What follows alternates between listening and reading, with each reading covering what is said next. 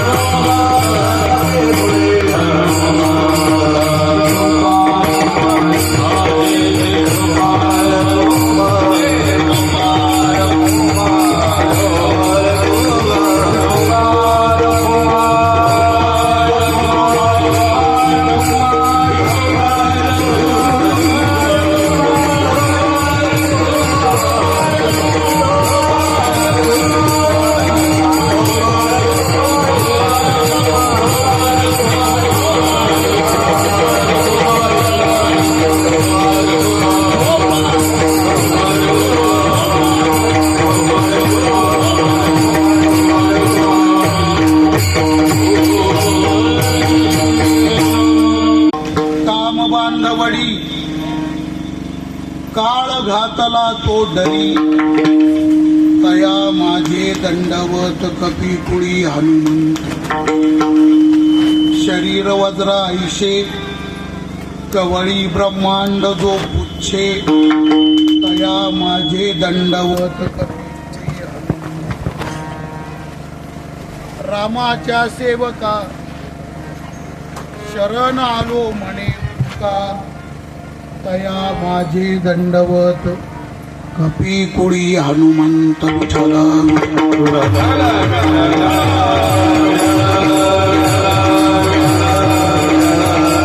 करू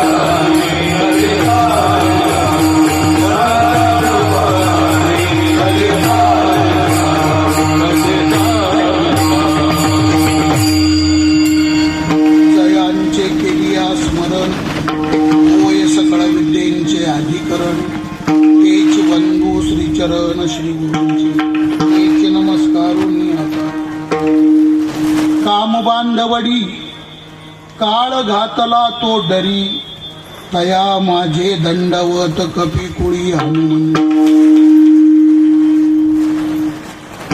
संत श्रेष्ठ जगद्गुरु श्री तुकाराम महाराजांचा आणि बहुतेकांच्या परिचित असलेला अत्यंत गोड असा अभंग आहे. विठ्ठल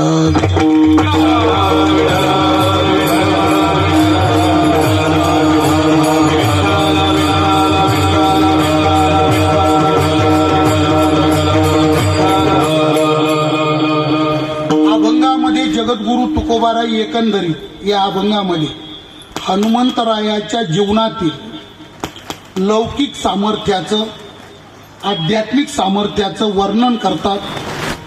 लौकिक आध्यात्मिक सामर्थ्याचं वर्णन करून हनुमंतरायांची शरणागती व्यक्त करतात आणि हनुमंतरायांच्या चरणावरती आपला दंडवत महाराज या ठिकाणी प्रदान करतात.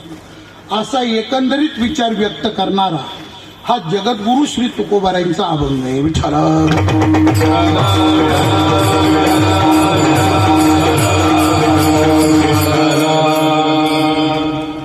सुरुवातीला महत्वाचा पहिला प्रश्न असा आहे, हनुमंतरायाच्या चरणी दंडवत घालून हनुमंतरायांच्या प्रती आपली शरणागती व्यक्त करतात. दंडवत घालणारे कोण, शरणागत होणारे कोण, शरणागती करतात कुणाची, दंडवत घालतात कुणाला, हा अतिशय महत्वाचा चिंतनीय भाग आहे. तर दंडवत घालणारी शरणागती प्रगट करणारी जगद्गुरु श्री तुकोबाराय आहे. दंडवत घालतात आणि शरणागती व्यक्त करतात ती हनुमंतरायांच्या प्रति व्यक्त केलेली. पण तुकोबारायांच्या जीवनाकडे आपण साकल्याने जर त्या जीवनाचा विचार केला तर महाराजांच्या जीवनामध्ये महाराजांचा एक स्वभाव विशेष असा आहे.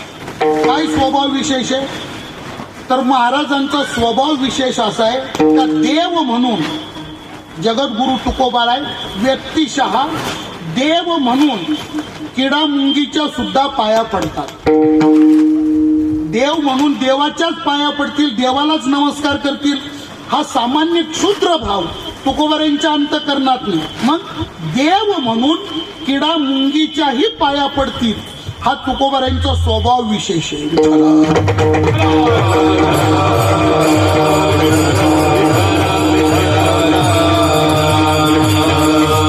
नमस्कारी भूते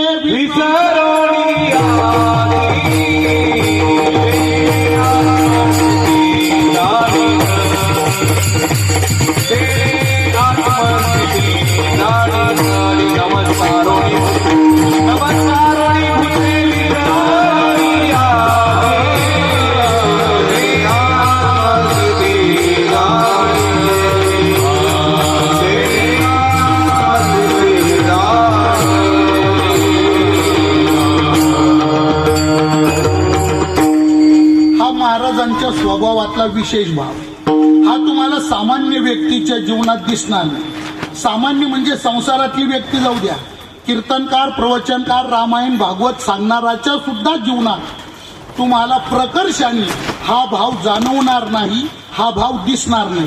भाव काय, याती विसरोनी भूते नमस्कारी. भाव काय या अभंगात, याती विसरोनी भूते नमस्कारी. तो कोण जातीचा आहे, तो कोण आहे याचा काही विचार न करता देव समजून त्याला नमस्कार घालतात जगद्गुरु तुकोबाराय. हा त्यांच्या स्वभावाचा विशेष सांगतो. स्वभावाचा विशेष काय, देव समजून किडामुंगीच्या सुद्धा पाया पडणारे जगद्गुरु तुकोबाराय.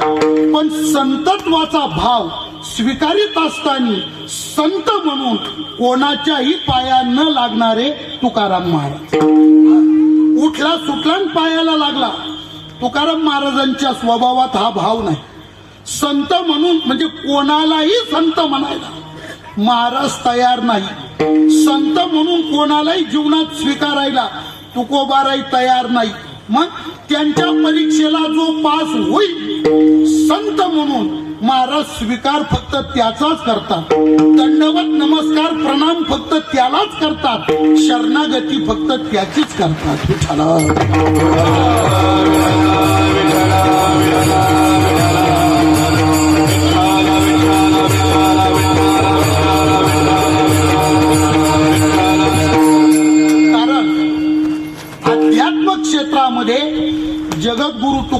मागणीचा अधिकारच अलौकिक आहे. विठ्ठला.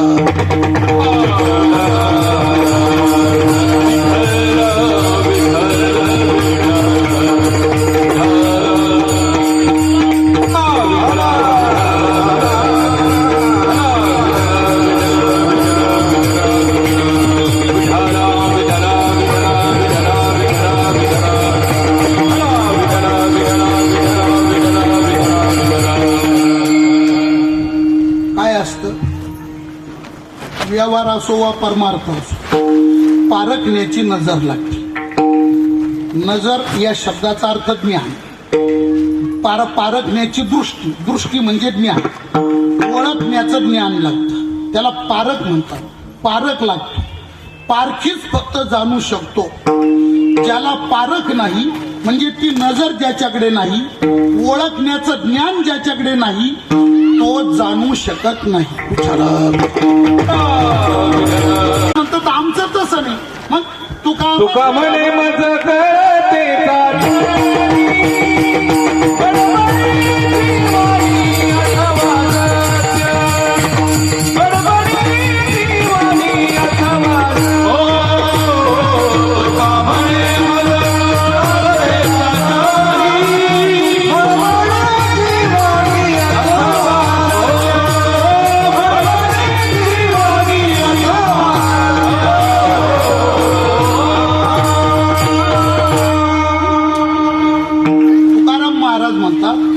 उरळून कोणाच्याही मागे लागायला आम्ही रिकामे नाही. आयुष्याचा व्यय करायला कोणाच्याही मागे लागून आयुष्य नाश करण्याकरता आम्ही रिकामे नाही. का तर त्याचं कारण आहे. तुका म्हणे मज कळते चाचणी. चाचणी म्हणजेच परीक्षा. त्याची चाचणी जसं आपल्या स्वयंपाकात चाचणी असते. स्वयंपाक अनेकांना करता येतो, पण सगळ्या स्वयंपाक करणाऱ्यांना चाचणी कळत नाही. स्वयंपाक कोणी करू शकतो, पण स्वयंपाक करणाऱ्या प्रत्येक स्त्रीला, प्रत्येक पुरुषाला चाचणी कळत नाही. चाचणी साखरेच्या पाकात असती. गुलाबजामचा पाक कसा, गुलाबजामच्या पाकाची चाचणी कशी, बुंदीच्या लाडूची चाचणी कशी, गुडशेवची चाचणी कशी, या सगळ्या रव्याचा लाडू त्याची चाचणी कशी, बेसन लाडू त्याची चाचणी कशी, म्हैसूर पाक चाचणी असते. चाचणी सर्वांना कळत नाही.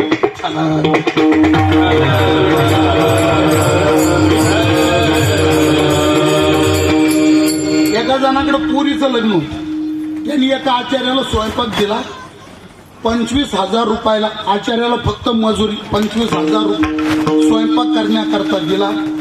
आणि स्वयंपाक करण्याच्या आचार्य स्वयंपाक करण्याकरता आला. एक माणूस सोबत घेऊन आला. त्याचे आपले कवचे झारे मोटरसायकलवर घेऊन सोबत आचार्य आला. आणि आचार्य आला, पाणी बिनी पिला, चहा बिया पिला. कुठं स्वयंपाक करायचा, काय जागा बघितली. आता जुना काळ चुलांगण खांदायची, गॅसच्या शेगड्या नव्हत्या तेव्हा चुलांगण खांदायचे. आचार्यांनी मालकाला सांगितलं टिकाव आणा, आणला. पावडा आणा, आणलं. गमेला टोकऱ्या आणा, आणल्या. आणि त्या आचार्याने आखून दिलं, गोल रिंगण आखून दिलं. पुन्हा त्याच्या पुढे पिंडीचा आकार केला आणि खंदा. आचारी ज्यांनी स्वयंपाक दिलाय त्या घरमालकाला आचारी काय म्हटला, त्यांनी खोदलं, माती भरा, बाहेर टाका, कमरा इतका खड्डा करा, केला. सरपण आणा. त्यांनी मालकांनी डोक्यावर राहून सरपण आणलं. लाकडं चुलागणात टाका, टाकले. राखेल होता, वतलं. पेटवा, पेटवले. कढई ठेवा, ठेवली. पाणी टाका, टिपडभर पाणी कढईत टाकलं. पाणी उकळलं. साखरेचं पोतं आणा, आणलं. मालकानी आचारी खुर्चीवर बसलेला. खुर्चीवर बसून आचारी 25,000 रुपयाला ठरवलेला. 25च का जास्त. आचारी खुर्चीवर बसून मालकाला ऑर्डर सोडतोय, साखरेचं पोतं फोडा. फोडलं. सोडा, पाणी उकळतंय, सोडा त्याच्यात. सोडलं. घ्या कवच्या हातात, घेतला. हलवा. साखर पगळली पाहिजे, हलव. एवढं सगळं त्यांनी त्या मालकाला करायला लावलं. मालक चिडला. मालक त्याला म्हटला, आल्यापासून तुझी गंमत पाहतो, सगळे कामं तू मला करायला लावतो, तुला 25,000 रुपये द्यायचे कशाचे? सगळे कामं आतापर्यंत मीच केले, तू तर केलंच नाही. खुर्चीवर बसला, मला ऑर्डर सोडतो, तुला 25,000 द्यायचे कशाचे? आज सगळे काम मला जमतात, तुला यायचं तरी काय काम? हा म्हटलं तुला सगळं जमत, पण चाचणी कळली का? 25,000 चाचणीचे. 25,000 कशाचे? लाकडं वाहण्याचे, चुलांगण खाण्याचे, पेट. 25,000 त्याचे नाही, मग 25,000 चाचणीचे. चाचणी म्हणजे परीक्षा, चाचणी म्हणजे नजर, चाचणी म्हणजे दृष्टी, चाचणी म्हणजे ज्ञान. त्या विषयाचं यथार्थ ज्ञान असावं लागतं, तरच ते पारखलं जातं. तुकोबाराय म्हणतात, संत म्हणून कोणाच्याही पाया पडायला, कोणालाही शरण जायला, कोणाच्याही मागे लागून आयुष्य खर्ची घालायला आम्ही रिकामे नाही. का बरं? त्याचं कारण असं आहे का आम्ही तिथले परीक्षक आहे. तू का म्हणे आम्ही तेथील पारखी. आम्ही कोण आहे? आम्ही तेथील पारखी, तिथले आम्ही परीक्षक आहे, तिथले आम्ही जाणकार आहे, तिथले आम्ही ज्ञाते आहोत. आणि म्हणून कोणाच्याही मागे लागणारी हुराळली मेंढी तो प्रकार आमच्या जीवनात नाही.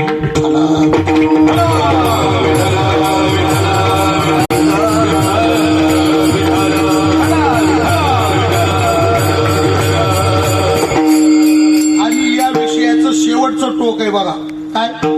भगवंताला तुकोबाराई सांगतात. आपल्या सामान्य लोकात महाराज बोलतील हे नवल नाही. महाराजांनी देवाला सांगितलंय, देवा तुला माझं काय करायचं ते कर, माझं भलं कर बुरं कर, चांगलं कर वाईट कर, सुखाचं कर दुःखाचं कर, माझं तुला काय करायचं ते कर. पण एक गोष्ट ऐकून ठेव, मी तुझ्या समोर मिंडा व्हायला रिकामा नाही. म्हणून निर्भीडपणे छाती ठोक सांगतो, तू सामर्थ्य संपन्न आहे, तुला माझं काय करायचं ते कर, करता येईल ते कर. पण हे काही काय तू म्हणशील त्याला मी संत म्हणायला रिकामा. परिमितासी मुखे नमने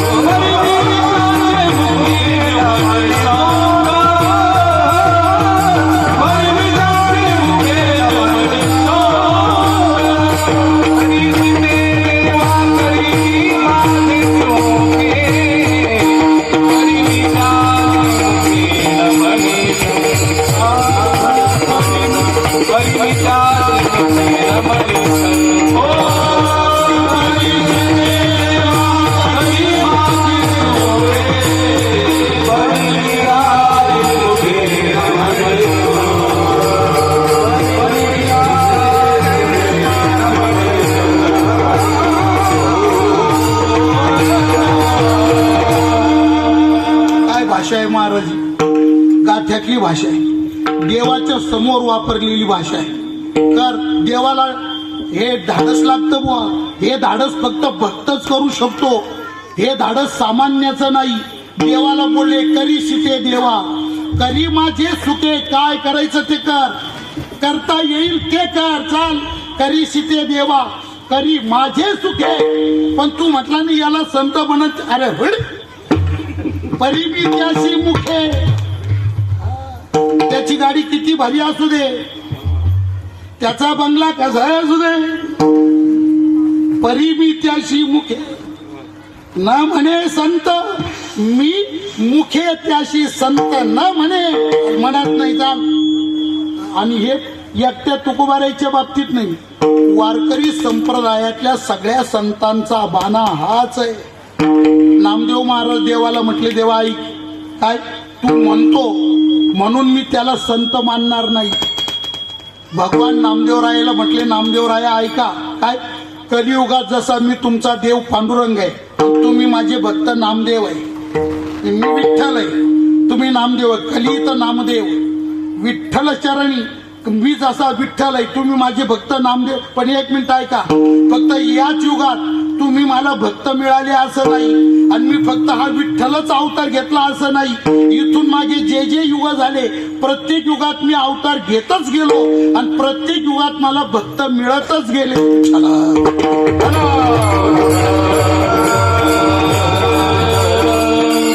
मग नामदेवरायाची उत्सुकता वाढली. देवा एक सांग, काय कृतयुगामध्ये तुझा अवतार कोण होता आणि तुला भक्त कोण होता? आणि मग सांगितलं कृतयुगामध्ये कृतयुगामध्ये माझा अवतार होता हिरण्य, आपलं माझा अवतार होता नरसिंह, आणि मला भक्त मिळाला प्रल्हाद. मला प्रल्हाद भक्त मिळाला.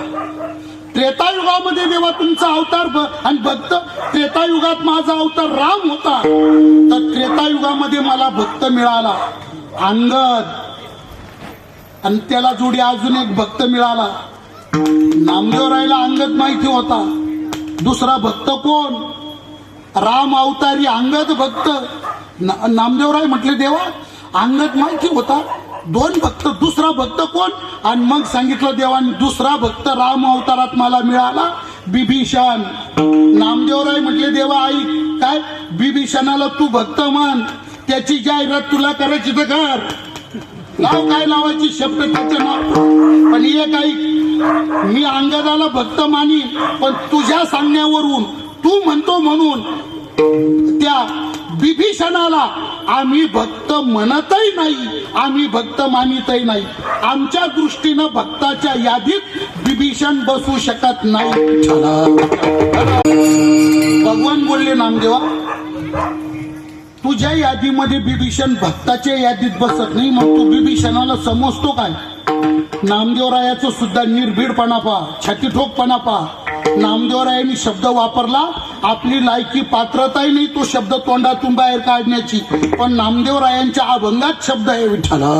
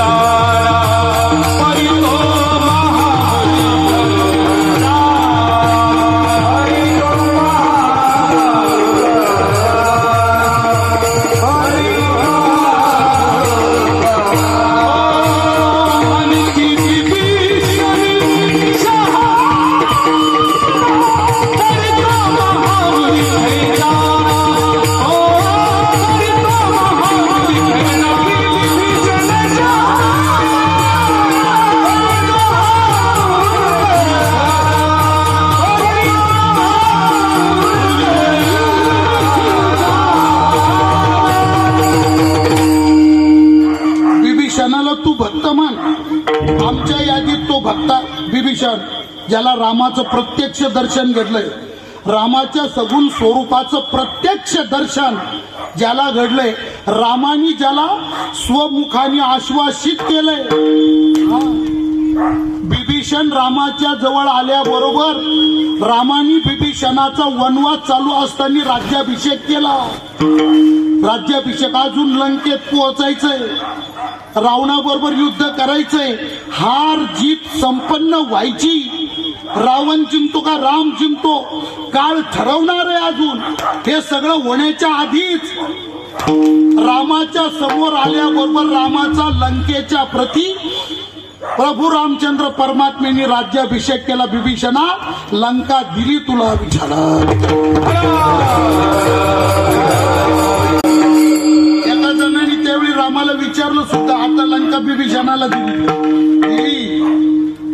लंकेत तुम्ही युद्धा करता गेले, रावण शरण आला, आता बिभीषण शरण आला, तुम्ही लंका दिली, आता लंकेत पोहोचायचंय तुम्हाला. लंकेत पोहोचल्यानंतर बिभीषण शरण आला, आपलं रावण शरण आला, तर रावणाला काय देणार?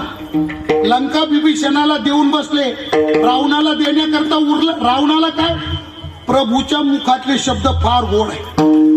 बिभीषण शरण आयो दियो लंका दान, रावण शरण आयो करूंगा अयोध्या दान. अरे रावण शरण आला तर मी त्याला अयोध्येचा राजा बनवीन, शरण आला तर काय करेल? अयोध्येचा राजा बनवीन. स्वमुखाने आश्वासित केलेला बिभीषण, रामाचं प्रत्यक्ष दर्शन घडलेला बिभीषण. नामदेवराय म्हणतात तू म्हण त्याला भक्त, आम्ही त्याला संत साधू महात्मा भक्त आम्ही त्याला म्हणणार नाही. मग आमच्या यादीत तो नुसता मूर्ख नाही, निव्वळ मूर्ख नाही, साधा मूर्ख नाही, केवळ मूर्ख नाही, ग्राम मूर्ख नाही, महामूर्ख म्हणजे महाराष्ट्राचा मूर्ख. नुसता पिंपर नुसता गावातला मूर्ख नाही, महामूर्ख. मनसी बिभीषण शहाणा, त्याला तुम्ही मूर्ख जाणा, पण कसं परी तो महामूर्ख जाणा.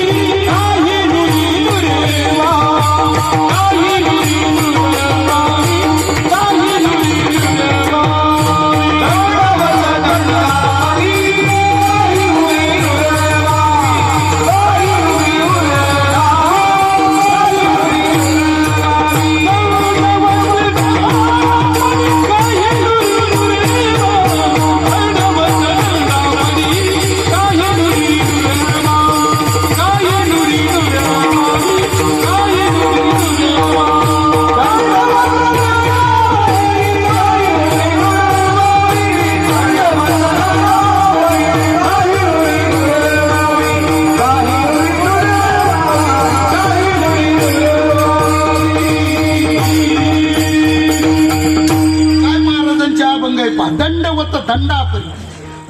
महाराज इथं दंडापरी म्हटले. दंडवत शब्दात वत म्हणजे प्रमाणे, आणि इथं परी शब्दाचा अर्थ प्रमाणेच. दंडवत, पण कशाप्रमाणे दंडवत घाला?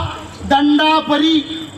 दंडापरी दंडवत. दंडापरी म्हणजे काठी सोडून दिल्यावर जशी रक्कन पडती तसं काही विचार न करता लागल का? दंडवत दंडापरी काही उरी नुरेना. काही उरी, त्या दंडवतामध्ये काही उरी नुरेना. काही शिल्लक अहंकार, काही शिल्लक राहत नाही. दंड, त्या दंडाला साष्टांग असं पण विशेषण लावलेलं आहे. पुन्हा साष्टांग दंडवत. साष्टांग दंडवत सहा अष्ट अंगाहा इति साष्टांगाहा. साष्टांग शब्दाचा व्युत्पत्ती भाव काय सांगतो? सहा अष्ट अंगाहा इति किंवा सहा साष्टांगाहा. 8 अंग जमिनीला टेकवून देवाच्या संताच्या समोर नमस्कार घालणे याचं नाव आहे दंडवत. 8 अंग, 2 पायाचे अंगठे, 2 गुडघे, 2 वक्ष, हनवटी, नाक, हनवटीने नाक आणि कपाळ. कपाळ, नाक, वक्ष, गुडघे आणि पायाचे अंगठे जमिनीला टेकवणे.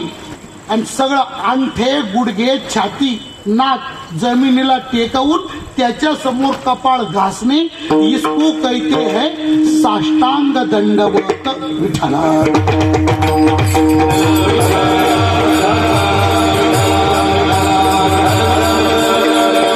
नमस्काराचे नमुने फार आहे सध्या.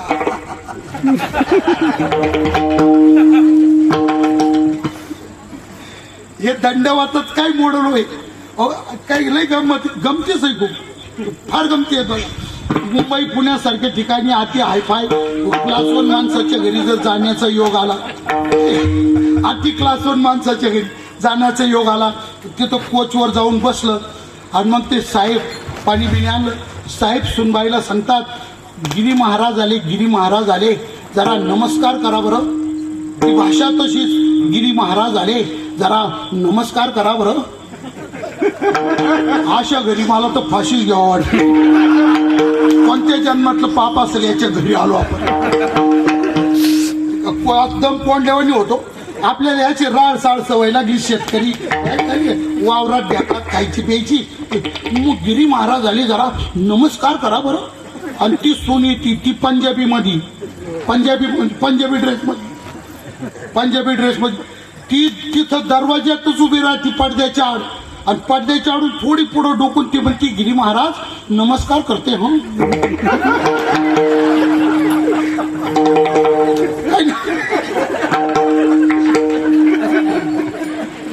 तुम्हाला खरं सांगतो गुरुजी, माझ्या पुढे प्रश्न असा आहे, अशी जर एखादी पाया पडली तर मोकळ्या मनाने आशीर्वाद काय द्यावा? पाया पडण्यात जर इतका कंजूसपणा आहे तर उदारपणाने आशीर्वाद द्यावा तरी कसा? मी सेपरेट आशीर्वाद पाठ करून ठेवलाय. सेपरेट पाठ करून ठेवलाय गिरी महाराज. पाया पडते हो, मी सांगतो मरस्तवर जिवंत राहा.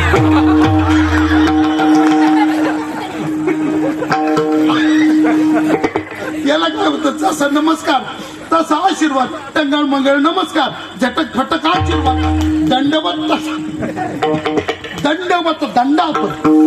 दंडवत म्हणजे अंग झोकून द्यायचं गो, त्याच्या चरणावर आपलं शरीर झोकून देणे, याचं नाव आहे दंडवत. तुकोबारायासारखा महापुरुषार्थी क्रांतदर्शी महात्मा का सगळं जग ज्याची पूजा करतं त्या भगवान पांडुरंगाने देहूला येऊन जगद्गुरु तुकोबाराची पूजा करावी, हा ज्यांचा आध्यात्मिक अधिकार.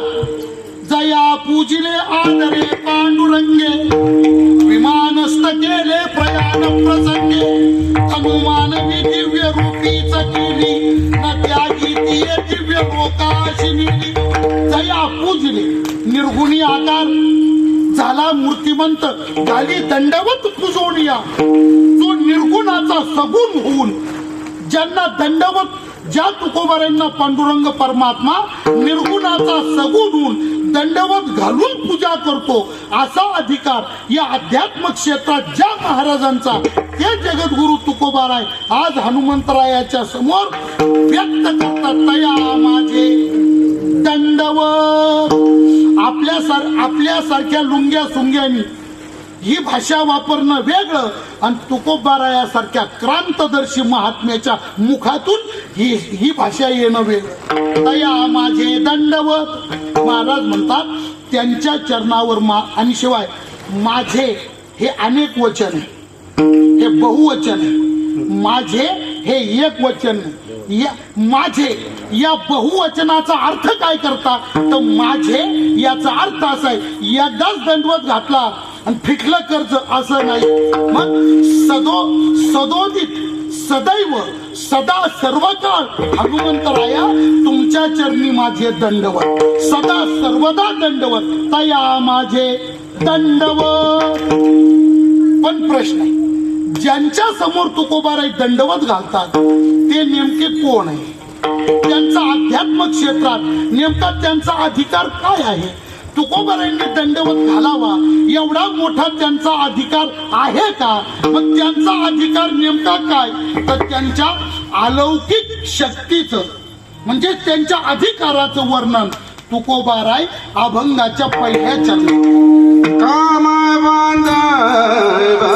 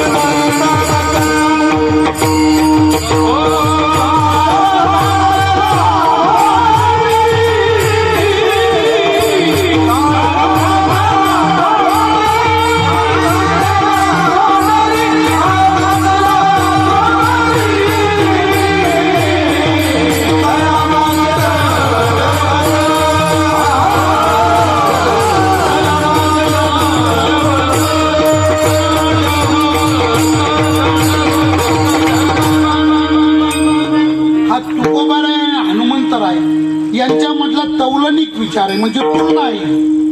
तुकोबारायांचा अधिकार भक्ती क्षेत्रातला, हनुमंतरायांचा अधिकार भक्ती क्षेत्रातला, अध्यात्म क्षेत्रात या दोन भगवत भक्तांचा अधिकार हा तौलनिक भाग आहे. ज्यांना दंडवत करतो त्यांचा अधिकार काय आहे? तर त्यांच्या अलौकिक अधिकाराचं, आध्यात्मिक अधिकाराचं हे चिंतन सांगितलं का ते असे आहे.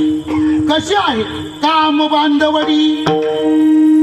हे हनुमंतरायाच्या अलौकिक सामर्थ्य शक्तीचं वर्णन. एक मिनिट ऐका. जे वर्णन पहिले चरणात, माणसाकडं 2 प्रकारचं बळ असावं लागतं. माणसाला 2 प्रकारचं बळ महत्वाचं. कोणतं बळ? पहिलं लागतं शरीर बळ. माणसाच्या अंगात पहिलं बळ कोणतं पाहिजे? शरीर बळ. कोणी नादी लागत नाही, नादीच लागत नाही. का? ते तब्येत पाहूनच घाबरत, त्या तिकडच थंडी ताप, तिकडच पॉझिटिव्ह होत ते याची तब्येत पाहून. घरातून बाहेरच येत नाही ते. याच्याकरता बळ कोणतं लागतं? शरीर बळ. पहिलं माणसाकडे लागतं शरीर बळ आणि दुसरं माणसाकडे लागतं मनोबळ. सर्वात महत्वाचं बळ आहे मनोबल. मनोबल. आता शरीर बळ कशा करता पाहिजे? तर बाह्य शत्रूला नामोहरम करण्याकरता शरीर बळ पाहिजे. बाहेरच्या शत्रूवर विजय मिळवण्याकरता शरीर बळ लागतं. आणि आत जे शत्रू बसलेत ना, आपल्या अंतःशत्रू म्हणतात त्याला, आपल्या हृदयात, आपल्या चित्तवृत्तीत, आपल्या अंतःकरणात जे काम, क्रोध, लोभ, दंभ, अहंकार हे जे शत्रू बसले, या शत्रूला जिंकण्याकरता लागतं आत्मबल. त्याचंच नाव आहे मनोबल. मनोबल. मनोबल ज्याच्याकडे आहे, कामावर, क्रोधावर विजय, लोभावर विजय फक्त तोच प्राप्त करू शकतो. तोच एरवी काम, क्रोध, लोभ यांनी महाराज भल्या भल्यांना जमू दिलेलं नाही. कामाची कोतवाल येणे नाकाविले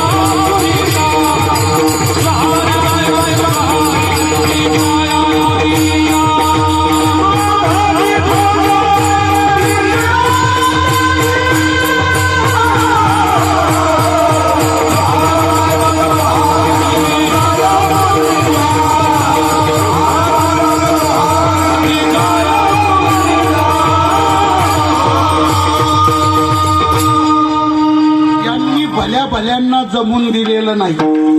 जमदाग्नी ऋषी, दुर्वास ऋषी येत हे जमूच देत नाही बुवा. सामान्यांचं या यादीत नाव यायचं काही, म्हणजे तुमचं नामचं या यादीत नाव यायचं कारणच नाही. ही सगळी कॅबिनेट यादी आहे, केंद्रीय कॅबिनेट आहे. शिवाय केंद्रीय कॅबिनेटांची यादी आहे. 60,000 वर्ष ज्यांनी नुसता वारा पिऊन तप केलं, झाडाचा वाळलेला पाला खाऊन 60,000 वर्ष ज्यांनी तप केलं, फक्त पाणी पिऊन 60,000 वर्ष ज्यांनी तप केलं, या पठ्यांनी त्यांना लोळवलं. क्या आपलं नाव यायचं काय संबंध आहे सांगा ना विठ्ठला. आपण कीर्तन केसरी पिंपरवाडीच्या आखाड्यात, तिकडं आपलं नाव जायचं काय कारण? भल्या भल्यांची गोष्ट आहे बुवा. महाराज तर म्हटले तित्तर, आपलं कबीरदास बोलले तित्तर कंकर चुंकर खाते उसको सतावे काम. तित्तर कंकर चुंकर, तित्तर नावाचा पक्षी खडे खातो, खडे त्याच्यावर पोट भरतो, जीवन जगतो. तित्तर कंकर चुनकर खाते पण उसको सतावे काम. तो घी शक्कर खाता है उसका जाने राम. गावरान तूप रोज वडितो, वाट्याची वाट्या हानितो, त्याला काम किती सताविताचं ते रामालाच माहिती. विठ्ठला काय विश्वामित्र पराशर प्रभुतया वातामुपर्णाशना स्तेपि श्रीमुख पंकजम सुललितम दृष्टवैवं मोहंगता शाल्यन्यं सघृतं पयोदधीत्वं यो भुञ्जन्ति मानवाः तेषाम् इंद्रिय निग्रहो यति भवेत् विंध्यस्तरेत् सागरम. सुरुवात काय गोड आहे बघा. कोणाला त्यांनी कोणाला नागवलं? विश्वामित्र पराशर प्रभुतया. आणि काय केलं विश्वामित्र पराशर ऋषींनी? वातांबुपर्णाशना. वात आंब पान. वात आंब म्हणजे पाणी आणि झाडाचे वातांबुपर्णाशना. आणि किती वर्ष नुसते वाळलेले पानं खाऊन राहिले? 60,000 वर्ष. नुसता वारा पिऊन राहिले? 60,000 वर्ष. फक्त पाणी पिऊन राहिले? 60,000 वर्ष. आणि 60,000 वर्ष राहून काय झालं? श्रीमुख पंकजेन सुललितम. स्त्रीचं तोंड पाहिलं. दृष्टवैव मोहंगता. मोहित झाले. येत मोहिरेगा क्रांतदर्शी. मोहित झाले. ज्ञानोबाराय बोलले भल्या भल्यांना यांनी नागवलं. जमदाग्नी दुर्वास नाडिले महान ऋषी. भल्या म्हणजे काम क्रोध हे विकार जिंकणं याला मनोबल महत्वाचं आहे. वर्णन केलंय ना असंच बघ. येडका मदन केवळ पंचानन येडका मदन. येडका मदन.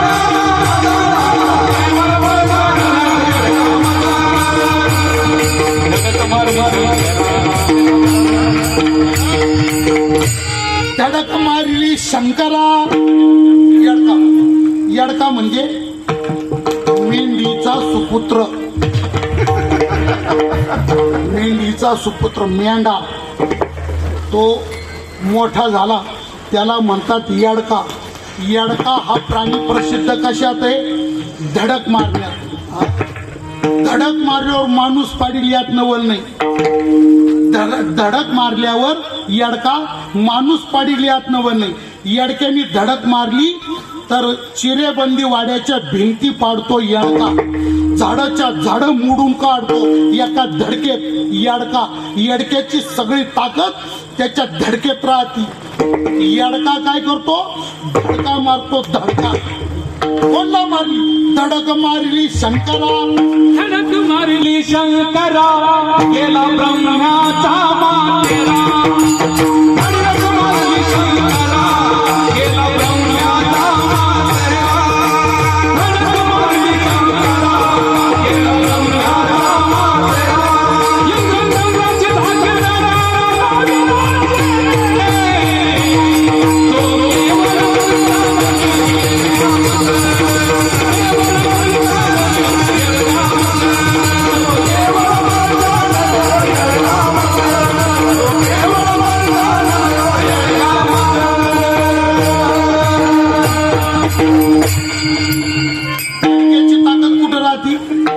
धडक मारणे.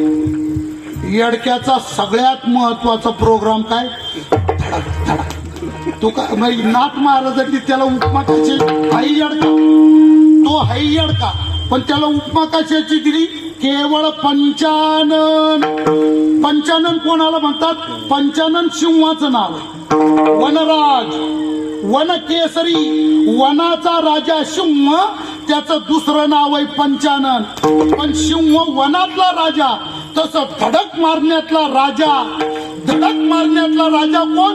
येडका. आणि म्हणून उपमा काय दिली नाथ महाराजांनी? तो केवळ पंचानन. पण इथं येडका कोणता? मदन. मदन म्हणजे काम. हा काम कोणालाही लोळवण्याच्या बाबतीत सिंह म्हणजे पंचानन. केवळ पंचानन. मदन म्हणजे काम. विठ्ठला. धडक मारली शंकरा. केला ब्रह्म्याचा मातेरा. शंकराला धडक मारली त्यांनी. ब्रह्मदेवाचं मातेरा केलं त्यांनी. इंद्रा चंद्राशी दरारा लाविला जेणे. तो केवळ पंचानन. विठ्ठला.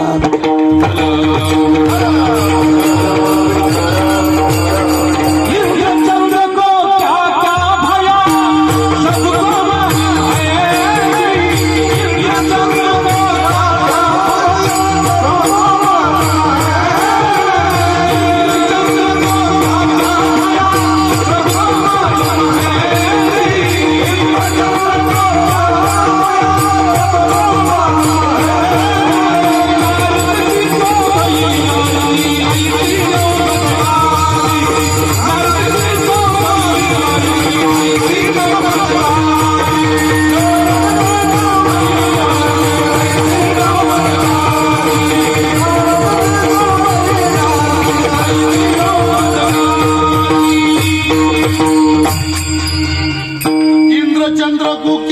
भैया सबको मालूम है जी, नारद की तो भई नारदी आईशी नौबत गाजी, चमका जब तडाकावे तू क्या जाने लडकावे. त्याचा तडाखा सामान्य नाही, तुला काय कळलं बापा. काम, याचं काम हे अतिशय बलाढ्य आहे महाराज, अतिशय बलाढ्य. त्या कामावर ज्यांनी विजय प्राप्त केला, तो काम ज्यांनी बंदिस्त करून टाकला, त्या कामाला ज्यांनी बांधून टाकलं, काम बांधवडी, काम बंदिस्त केलं, काम बांधवडी. आणि याच काळासारखा प्रबळ एक दुसरा आहे, याच कामासारखा प्रबळ एक दुसरा आहे. दुसरा कोण आहे? दुसरा आहे काळ. काम आणि काळ. काय केलं हनुमंतरायांनी? हनुमंतरायांनी कामाला बांधून टाकलं बुवा, कामाला बांधून टाकलं. काम बांध हा त्यांचा अलौकिक पुरुषार्थ आहे, अलौकिक पुरुषार्थ. खेडिया माझी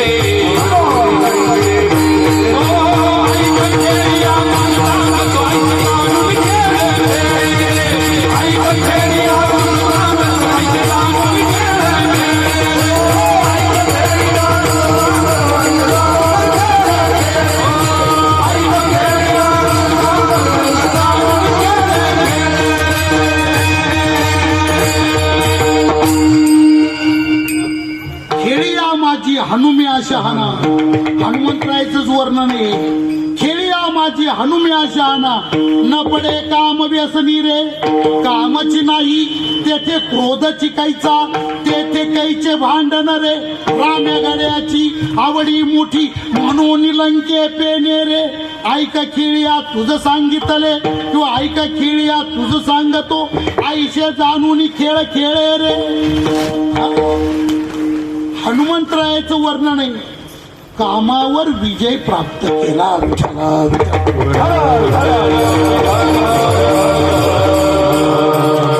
काही ऐकणाऱ्यांच्या मनात पुन्हा एक प्रश्न सुप्त राहील. सुप्त काय? महाराज, काम काम काम काम म्हणजे नेमकं काय हो? काम शब्दाचा नेमका अर्थ काय? तर शास्त्राने काम या शब्दाचा नेमका अर्थ सांगितलाय इच्छा कामाहा. काम म्हणजे काय? इच्छा.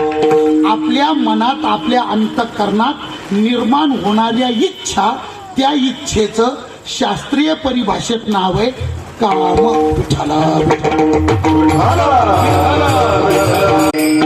कोणतीही वस्तू प्राप्त होण्याची अंतःकरणात निर्माण होणारी इच्छा, त्या इच्छेचं नाव आहे काम. इच्छेला जिंकणं म्हणजे कामाला जिंकणं, इच्छेवर विजय प्राप्त करणं.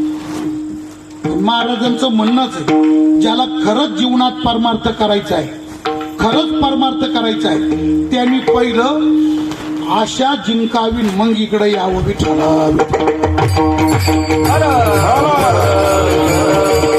आशा मारो निया, आशा मारो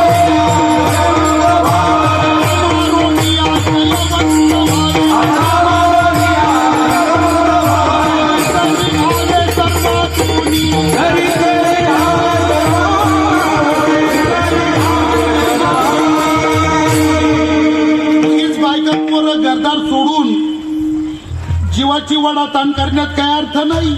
मग बायका पोरं सोडायची असेल, घरदार सोडायचं असेल तर आधी उमऱ्याच्या हातच आशा मारून या जयवंत व्हावे तरीच निघावे, सर्वातून तो तरीच गोसावी व्हावे त्याने तरच हे व्हावं, अन्यथा नाही.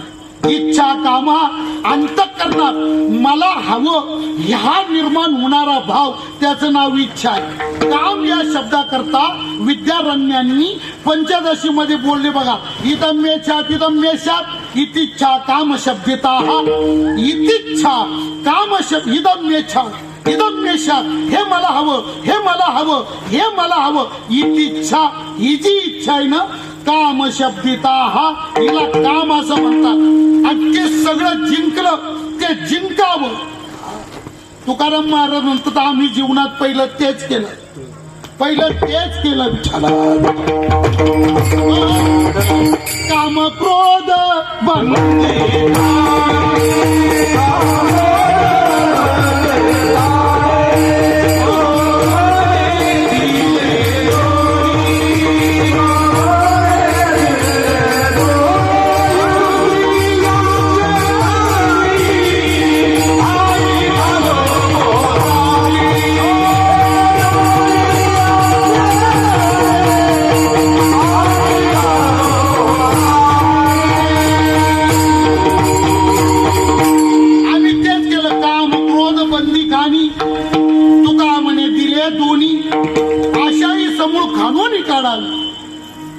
देवाची गोसावी व्हावे ते महाराज बोलले. आम्ही तेच केलं, इच्छा मारून या. आणि जे आम्ही केलं हनुमंतरायांनी सुद्धा तेच केलं. काय केलं? पहिलं कामावर विजय प्राप्त केला, काम जिंकला, काम जिंकला. काम बांधवडी हनुमंतरायाच्या जीवनातला विशेष आहे. काय केलं? का बरं गाव रामाचे मंदिर नाही बुवा, पण एवढे हनुमंतरायाचे मंदिर आहे. राम हा मालक आहे, हनुमंत हा सेवक आहे, तरी सुद्धा रामाचे मंदिर नाही, एवढे हनुमंतरायाचे मंदिर आहे. त्यांचा जीवन विशेष आहे. काय विशेष? काम बांधवडी, काम बांधून टाकला, बंदिवासात टाकून दिला. आणि काळा इतकाच आपलं कामा इतकाच प्रबळ दुसरा आहे काळ. त्या काळाला सुद्धा घाम फोडला हनुमंतरायाने. काळ घातला तो डरी. तुकोबारायांचा आणि हनुमंतरायांचा हा अधिकार सारखाच. महाराज काय बोलले? आधी बी काय केलं? काम क्रोध बंदी खाली. हनुमंतरायांनी केलं काम बांधवडी. हनुमंतरायांनी दुसरा पुरुषार्थ काय केला? काळ घातला तो डरी. तुकोबारायांनी पुरुषार्थ काय केला? तुकाराम तुकाराम नाम. तुकोबाराय उगीच पाया पडत नाही बुवा. ते काय भावडा ते का काय दिसला बसला पाया पडत, उगीच पाया पडत नाही. काय केलं? काळ घातला तो डरी. काळाला थरकाप आणून सोडला, असा अलौकिक अधिकार. आणि म्हणून तुकोबाराय म्हणतात सदा सदा पुन्हा पुन्हा वारंवार त्यांच्या चरणी माझा दंडवत. तया माझे दंडवत, तया माझे दंडवत. पण ज्यांना दंडवत घालतात त्यांचा वृत्तांत सांगतात, मूळ वृत्तांत सांगतात. कोण आहे नेमके? दया माझे दंडवत.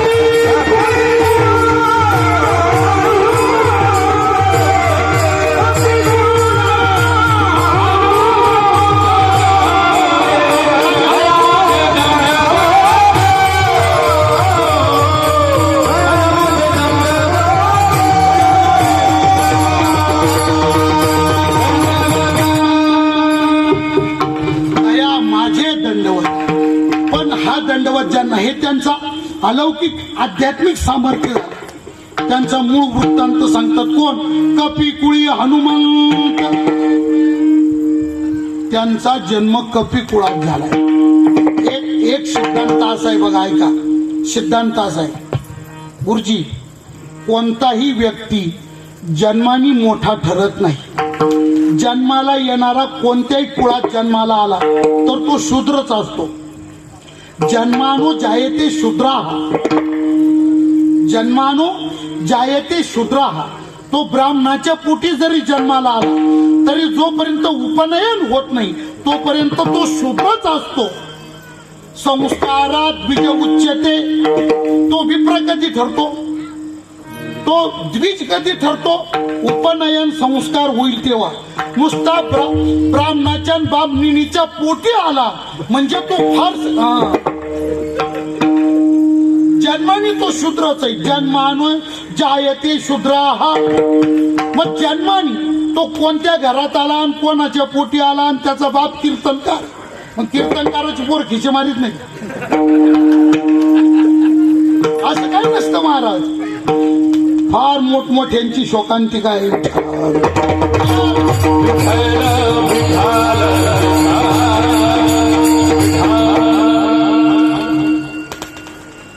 माणूस कर्मानी श्रेष्ठ बनतो.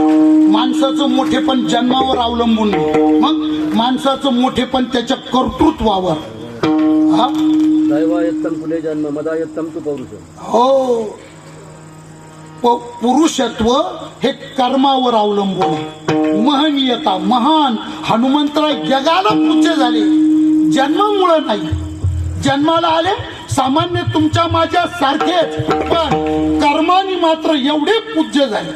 माणूस पूज्य होतो, श्रेष्ठ ठरतो, तो त्याच्या कर्मानी ठरतो. काय पुरुषार्थ आहे हा सुद्धा सामान्य लौकिक जीवनातला सुद्धा केवढा पुरुषार्थ आहे. वास्तविक तुकोबाराय गाथेत असं म्हटले बरं का गुरुजी, प्रभाते नाव घेऊ नये माकडाचे, तैसे दुर्जनाचे सर्व काळ. प्रभाते नाम घेऊ नये माकडाचे. सकाळी झोपेतून उठलं माकडाचं कधीच नाव घेऊ नये. सगळा दिवस अशुभ जातो. सगळा दिवस अशुभ जातो. काहीच चांगलं घडत नाही त्या दिवशी. प्रयत्न करून पहा. जर तुम्हाला नुकसान करून घ्यायचं असलं तर मात्र प्रयत्न करायला हरकत नाही. प्रभाते नाव घेऊ नये माकडाचे, तैसे दुर्जनाचे सर्व काळ. प्रभाते माकडाचे नाव घेऊ नये. मग ज्याचं नाव सुद्धा उठल्या उठल्या कोणी घेत नाही त्या माकडाच्या कुळात यांचा जन्म. कपी कुळी, क्या बात. कपी कुळी हनुमंतरायाचा जन्म कुठे? कपी कुळी हनुमंत. असं अशुभ कुळ ज्याचं नाव कोणी सकाळी सकाळी घेत नाही असं अशुभ कुळ. त्या अशुभ कुळात जन्माला आले हनुमंतराय, मारुतीराय. कपी कुळी. पण पुरुषार्थ आपल्या कर्माने, आपल्या सेवा भावाने, रामरायाची सेवा करून आपल्या स्वकर्माने पुरुषार्थ काय बनवला का ज्या कुळाचं सकाळी कोणी नाव घेत नाही त्या सगळ्या कुळाचा उद्धार करून या जगात कपी कुळाला धन्यता प्राप्त करून दिली ते हनुमंतराय. अरे कुळ नरकात घालणारे पोरं कुठं आणि आपल्या कुळाला जगाच्या पटलावर नेऊन ठेवणारा माकडाचा पोरगा कुठं? कपी कुळी. काय केलं? काय वर्णन आहे विठ्ठला.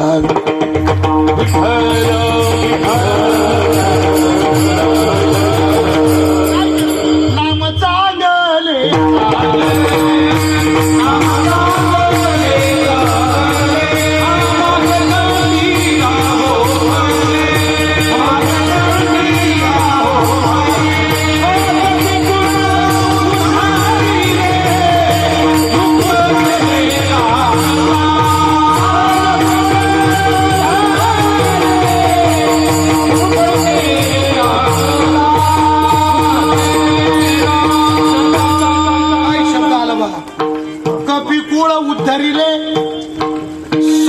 माकडाच्या कुळाचा उद्धार करून टाकला हनुमंतरायाने विठ्ठला. अशा कुळात जन्माला आले. आपल्या भक्ती पुरुषार्थाने आपल्या कर्माने सगळ्या जगाला स्वतः पूज्य झाले आणि सगळ्या कुळाचा उद्धार केला. कुळी हनुमंत. आणि अशा सर्वश्रेष्ठ हनुमंतरायाला तुकोबाराय म्हणतात, माझा वारंवार दंडवत असो तया माझे दंडवत कपी बळ. आणि शारीरिक बळ जर त्यांचं हे लौकिकच सामर्थ्य, शारीरिक बळ शरीर वज्र आयुष्य. शरीर ते हनुमंतरायाचं शरीर म्हणजे वज्र वज्र वज्र हे हत्यार. वज्र हे हत्यार. हे कोणत्या आमदार खासदाराकडे असतं? आमदार खासदाराकडे नसतं. हे इंद्राच्या हातात असतं. वज्र. वज्राचा प्रहार झाला काय खाऊन तो जिवंत राहील महाराज. पण अशा वज्राचे लाखो करोडो प्रहार हनुमंतरायाच्या अंगावर करा, माशी सुद्धा उठत नाही. का? त्यांचं शरीर वज्रासारखं अभेद्य शरीर. वज्र आईशे म्हणून डोंगराचे डोंगर उचलायचं, झाडाच्या झाडं तोडून फेकायचं. बघा तुम्ही, डोंगरच उचलायचं. त्या लक्ष्मणाला शक्ती लागली. विभीषण म्हटला डॉक्टर आहे, पण डॉक्टर लंकेत आहे. मारुतराय जायला ना आणायला माणूस पाहिजे. मारुतराय म्हटले राव तुम्ही काय जायला ना आणायला, ऍड्रेस द्या, पत्ता सांगा. पत्ता कोण आहे लंकेत? काय पत्ता आहे? त्याचं नाव काय? अरे मी आहे मी इथं. मी काय गंगागीर बाबाच्या सप्त्याला आलोय कोण? हा सांगा ऍड्रेस द्या. ऍड्रेस द्या म्हटल्यावर त्यांनी सांगितलं सुषेण वैद्य. हनुमंतराय लंकेत गेले बुवा. फिरले सुषेण वैद्याचं सापडवलं घर. दारावर मारली थाप. दारावर थाप मारली. रात्र झालेली. थाप मारली. अंधार पडलेला. कोण आहे? अरे ते म्हटलं मी आलोय.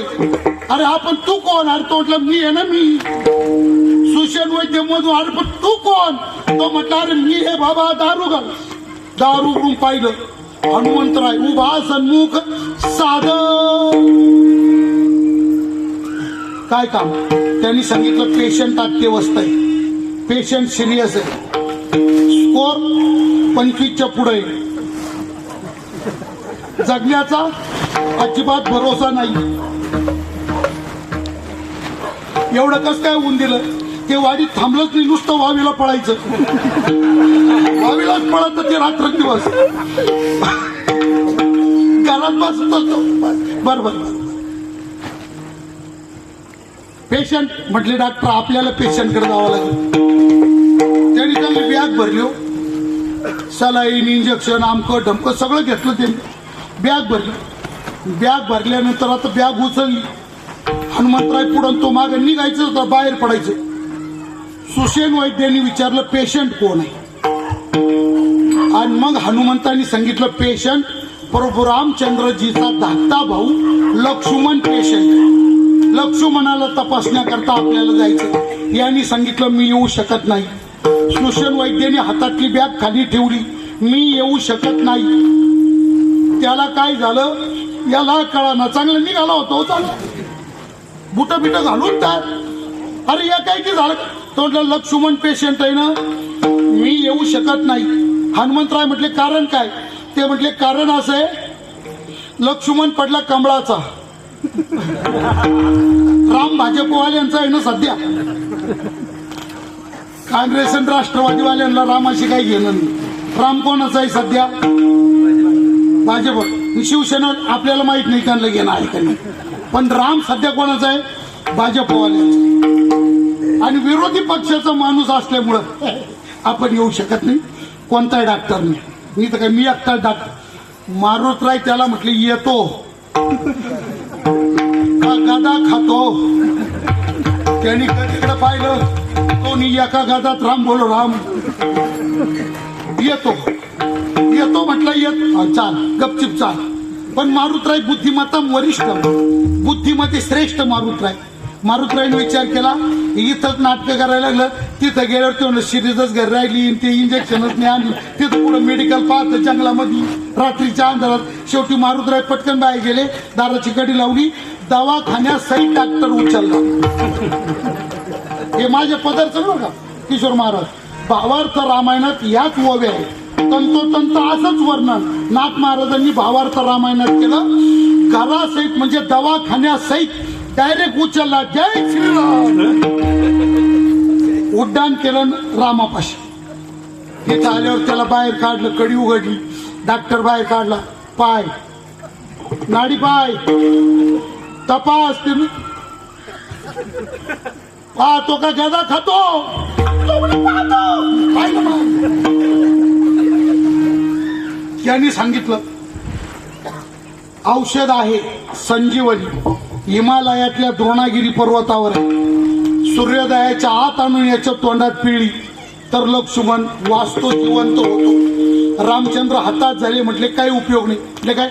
अरे अर्धी रात्र उलटून चाललेली आहे, एवढ्या कमी वेळेत कोण जाईल, कोण आणील ही संजीवनी वनस्पती? मारुतराय म्हटले प्रभू तुम्ही टेन्शन नका घेऊ, आम्ही काचे करताय, तुम्ही फक्त फॉर्म भराव. टेन्शन काय, आम्ही कसे करताय? मग आमचे बाबा काय सांगायचे? बाबा आमचे नेहमी सांगायचे, बाबा म्हणायचे त्याला बळच टोचून त्याला उभं करायचे, फॉर्म भरायला लावायचे. फॉर्म भरेपर्यंत त्याला म्हणजे आम्ही तुम्हाला निवडून आणू, काळजी करू नका, आम्ही तुम्हाला निवडून आणू. आणि मतदान झाल्यानंतर मग ते निवडून आणू शब्द बंद करायचे. आम्ही तुम्हाला आणू. कुठून? पडल्यावर सिन्नरच्या तहसील कचेरीतून घरी आणू. फक्त तुम्ही फॉर्म भरा.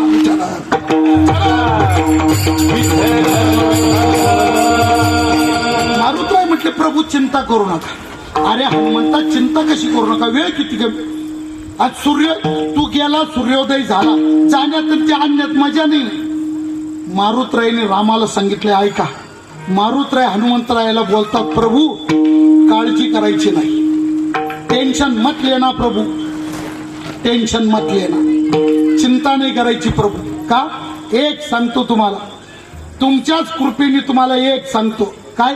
जोपर्यंत हनुमंत वनस्पती संजीवनी वनस्पती आणून लक्ष्मणाच्या तोंडात पिळीत नाही तोपर्यंत उदयाला यायची सूर्याची काय दिशा, काय ताकद आहे त्याची, त्यांनी उगूनच दाखवावं. लक्ष्मणाच्या तोंडात संजीवनी पिळेपर्यंत तो उदयाला येऊच शकत नाही. रामचंद्र म्हटले काही फालतू आत्मविश्वास दाखवू नको. ते म्हटले तुम्हाला माहित नाही, चैत्री पौर्णिमेला जन्म झाले आईला विचारलं भूक लागली, ती म्हणजे लाल फळ काय, हा उगवत होता, याला आपला दणका तेव्हाच दाखवलेला आहे, तेव्हापासून ते टरकून राहते आपल्याला, वळवळ करीत नाही आपल्या पुढं सूर्य. मला सांगायचं काय, घराच्या घर उचलायचे, डोंगराच्या डोंगर उचलायचे. का? शरीर वज्रा आईशे, खूप चरित्र भाग, पण आपले 8 वाजून गेले. शरीर वज्रा आईशे. आणि शेपटी सुद्धा साधी नव्हती हो. शेपटीमध्ये काय ताकद, त्या शेपटीनं ब्रह्मांड कवळून टाकायचं. ते शेपूटच ऑटोमॅटिक होतं. ते लांबवलं का लांबायचं, आखडवलं का बारीक असं आखूड व्हायचं, लांबवलं बोलतो लांबायचं. शरीर वज्रायचे, कवळी ब्रह्मांड जो पुच्छे. आणि असं ज्याचं लौकिक सामर्थ्य, काम बांधवडी, काळ घाताला तोडली, असं ज्याचं आध्यात्मिक सामर्थ्य, अशा हनुमंतरायाच्या चरणी माझा वारंवार दंडवत, तया माझे दंडवत. आणि अजून हनुमंतरायाचा विशेष काय, शेवटच्या चरणात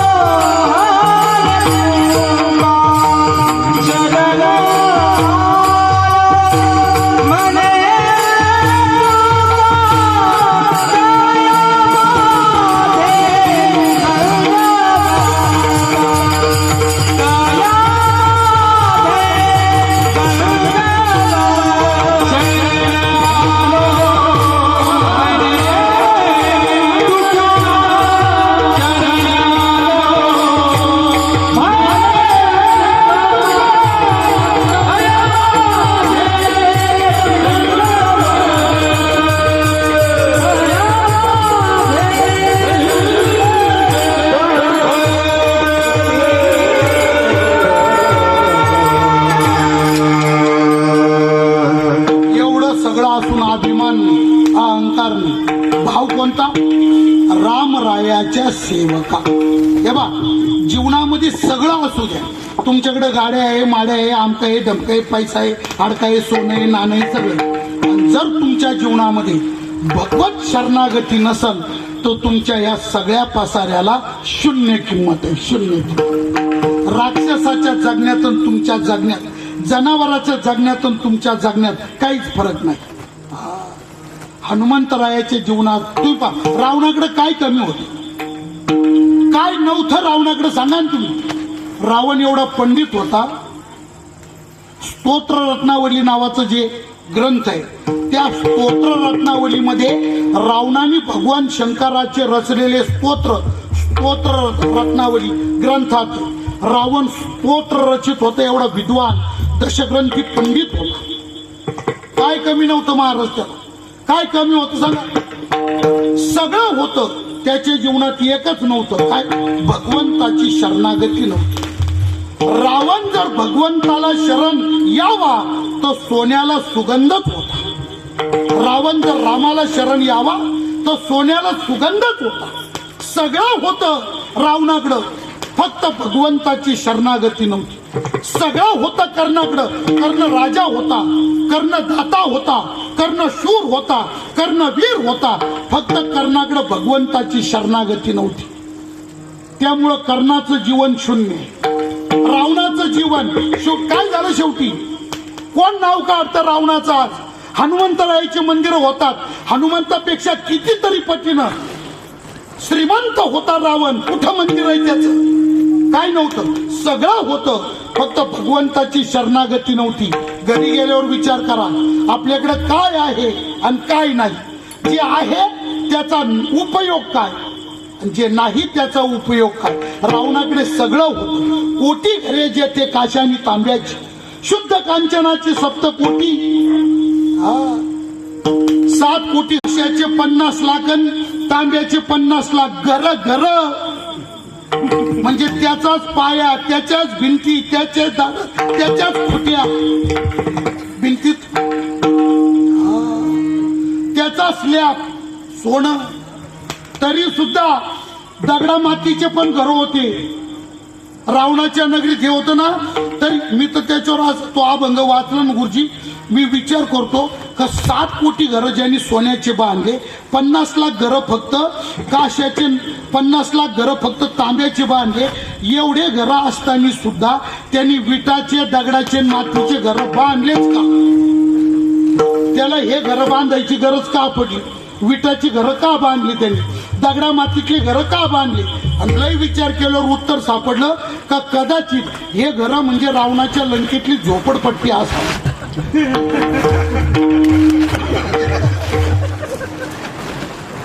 काय कमी होतो, सगळं होतं बुवा, फक्त भगवंताची शरणागती नव्हती. हनुमंतरायाच्या जीवनाचा अलौकिक विषय जर काही असेल तर एवढं सगळं सामर्थ्य असताना सुद्धा रामरायाचे ते सेवक होते, रामाच्या सेवका. आणि म्हणून तुकोबाराय म्हणतात, हे अशा हनुमंतराया, रामाच्या सेवक असलेल्या हनुमंता, मी तुला सर्वार्थाने शरण आहे. शरण आलो म्हणे तुका, तया माझे दंडवत कपी पुढी. हनुमंत विठोबा